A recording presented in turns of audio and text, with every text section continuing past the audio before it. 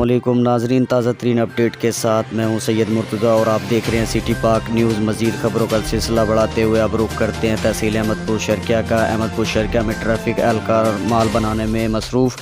Traffic हादसात में आए रोज़ इजाफा। 24 घंटों में 3 हादसा। 55 साल ख़वातीन 25 साल नौजवान जहाँ बाक हो गया।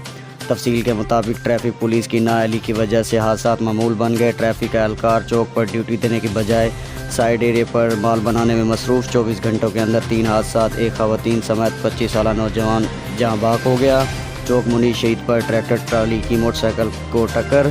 खोदकी पर जाने वाले मियाँ बीवी को ट्रैक्टर ट्राली ने रौंद डाला। 55 साल बीवी जहाँ बाक हो गई। खामन को जख्मी हालत में अस्पताल मुंतकिल कर दिया गया।